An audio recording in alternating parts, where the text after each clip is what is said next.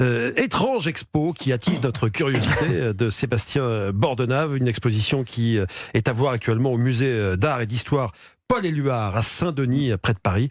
Le titre, c'est vrai, est assez curieux. Croire et guérir et délivrez-nous du mal. De quoi est-il question exactement, Sébastien ? Eh bien, écoutez, le mieux, cher Julien, c'est que nous posions directement la question à Valérie Perlès. C'est la directrice du musée d'art et d'histoire Paul Éluard de Saint-Denis, où a lieu l'exposition Croire et guérir. Écoutez.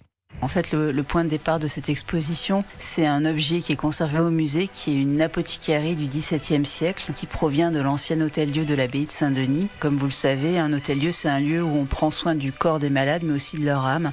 Et donc, on s'est dit que c'était un bon point de départ pour interroger les perméabilités, les circulations, le dialogue entre le registre de la croyance et le registre de la science.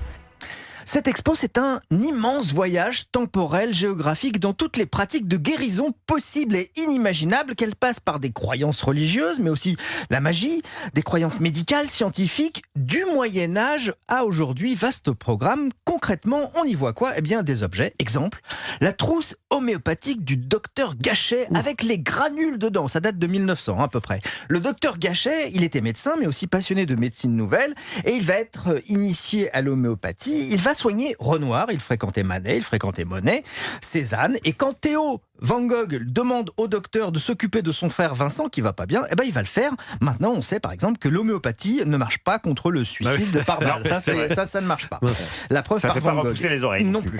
Dans l'expo, on y voit aussi des gros bidons d'eau bénite vendus à Lourdes, des cartes postales représentant des rebouteux de Bretagne du début du XXe siècle qui pratiquaient l'exorcisme, et aussi le microscope de Louis Pasteur, des amulettes à cornes du Sénégal, des petits pots de drogue. Mais drogue, attention, au sens premier du terme, à savoir on appelait drogue ce qu'on trouvait chez un droguier, à savoir toute substance d'origine végétale, animale ou minérale utilisée par un pharmacien pour préparer des remèdes. Alors il y a 800 pots à voir, le contenu est marqué sur les petits pots, comme ça il y a des étiquettes.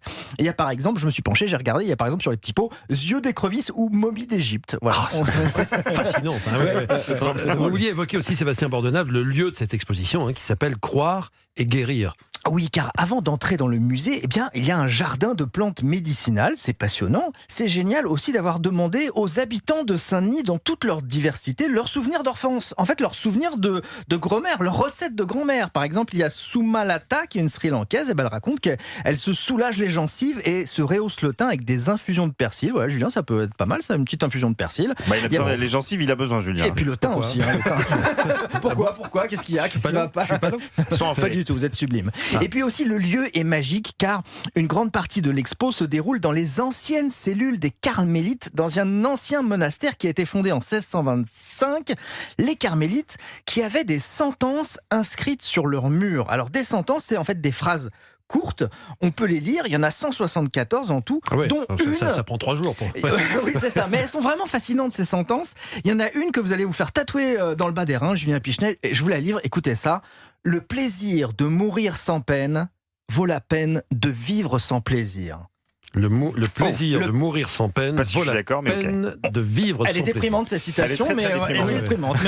Attendez, il faut quand même réfléchir là. Le plaisir de vivre sans peine. Le plaisir de mourir sans peine vaut la peine de vivre sans plaisir. En gros, vous vous privez, vous n'avez pas de plaisir, et comme ça vous avez une belle... Comme ça vous êtes pas. Il y a plein de choses formidables et beaucoup plus souriantes dans cette expo qui s'appelle Croire et guérir au musée d'art et d'histoire Paul Éluard à Saint-Denis. Ne vivons pas sans plaisir, et parmi les grands plaisirs de la vie, évidemment, il y a quoi ?